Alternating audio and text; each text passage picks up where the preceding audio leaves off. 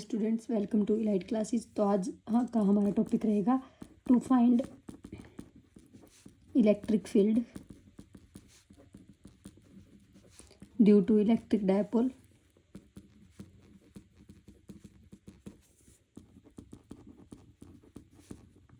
On the perpendicular bisector of dipole at distance x from the center of dipole। तो हम start करते हैं यहाँ पे। पहले तो हमें ये याद होना चाहिए कि इलेक्ट्रिक डायपोल क्या था। -q + q अपन दो चार्ज लिए थे, ये सेंटर था। यहाँ से हमने l डिस्टेंस ली थी, यहाँ से l डायपोल मोमेंट का फॉर्मूला लिखा था q × में 2l। और इसकी डायरेक्शन क्या थी बच्चों? -2 + पॉजिटिव। ठीक है, अब देखो, अब मैं बनाती हूँ। अपन ने क्या लेना है? सबसे पहले दो अपन वही इलेक्ट्रिक डायपोल बनाना है। -q + q, ये हमने क्या ले लिया? सेंटर।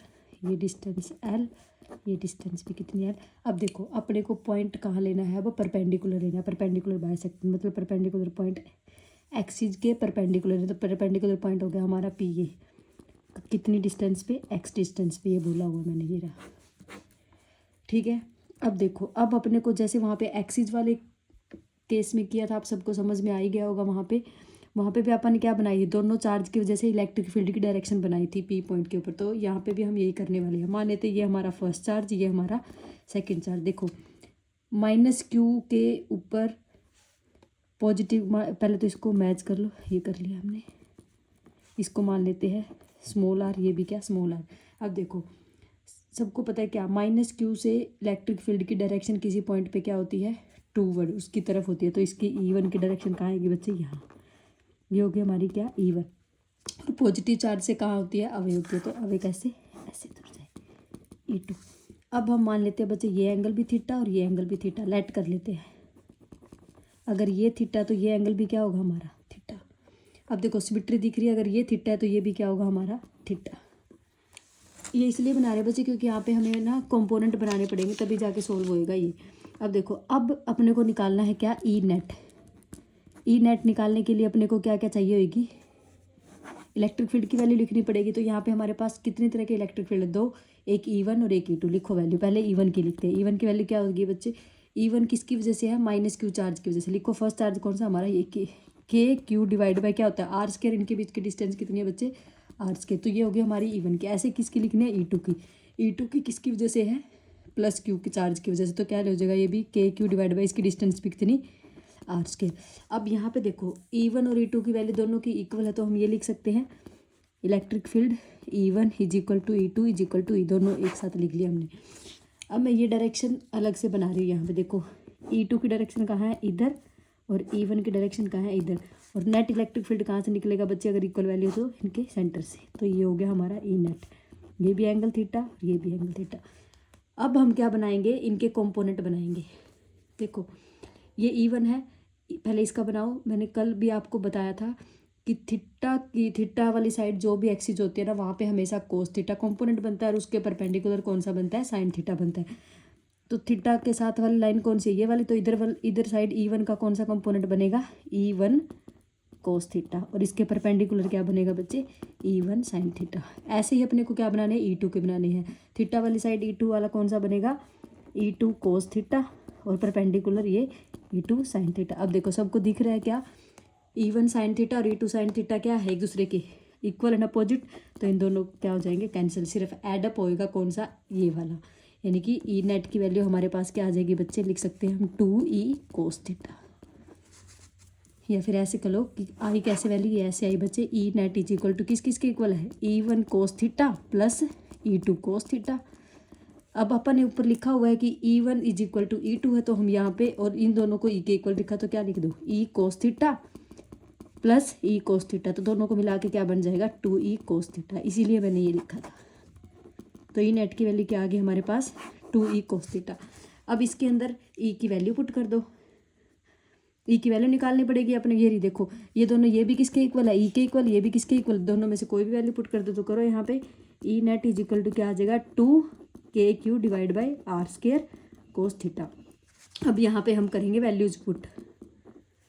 देखो ये ट्रायंगल यूज़ करो, ये ट्रायंगल मैं यहाँ बना रही हूँ, ये पॉइंट P वाला, यहाँ पे -q है, ये सेंटर कोई भी ले लो या इधर वाले ले लो, इधर वाली एक ही बात है। ये x है, ये हमारी ये L है और ये R है, और ये एंगल थीटा दिया हुआ है। सबको कल भी बताया था मैंने, पंडित बद्री प्रसाद हर हर बोले। ये sine theta cos theta tan है। साइन थीटा कोस थीटा क्या आएगा, बेस बाई हाइपो। बेस क्या है हमारा L और हाइपो क्या है R, तो यानी कि कोस थीटा की वैल्यू क्या हो जाएगी L/R। पुट करो यहाँ पे, L/R हो जाएगी और R² ऐसे कैसे। अब देखो इसी वाली इक्वेशन से पाइथागोरस लगा के R² को क्या लिख सकते हैं हम, x² + L²। यहाँ पे इसकी वैल्यू पुट कर दो, तो 2kqL divide by R²। R कितना हो जाएगा क्यूब, तो पुट करो R² की पुट कर रहे हो पहले, तो x² + L² का ये हो जाएगा, और R की पुट करेंगे तो x² + L² की पावर 1/2। अब देखो बेस सेम होता तो पावर क्या क्या होती है, ऐड होती है, तो 1 + 1/2 कितना हो जाएगा बच्चे 3/2। तो 2kqL into divide by x² + L² की पावर 3/2। तो ई नेट हम यहाँ तक पहुँचे, यानी कि ई नेट की वैल्यू हमारे पास क्या आ गई 2kqL divide by x² + L² का 3/2।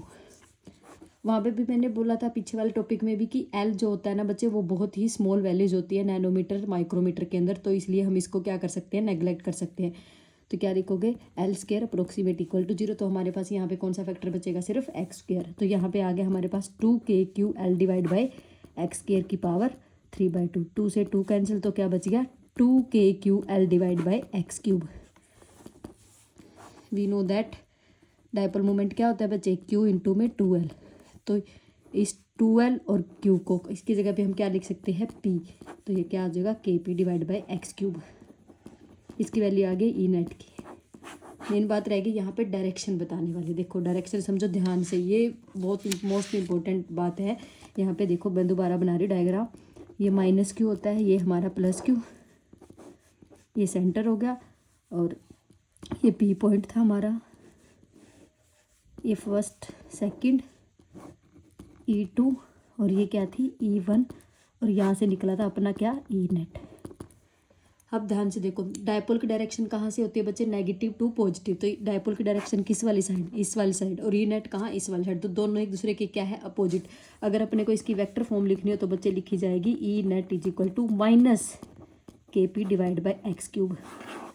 यहाँ पे जो नेगेटिव चार्ज है वो डिफाइन करता है कि इलेक्ट्रिक फील्ड एंड डायपोल दोनों की डायरेक्शन क्या है, एक दूसरे के अपोजिट। इसीलिए हमने यहाँ पे क्या यूज किया है, नेगेटिव साइन यूज किया। ध्यान रखना ये, अगर आपसे पूछ ले कि इन दोनों के बीच में रिलेशन बताओ, किस किस के बीच का, एक्सिस वाले का और इक्विटोरियल वाले का, तो क्या होता है बच्चे E axis is equal to 2 times of E equatorial. Equatorial का मतलब होता है यहाँ पे परपेंडिकुलर, लेकिन ये वैलिड कब होता है, जब दोनों सेम डिस्टेंस पे हो, एट सेम डिस्टेंस।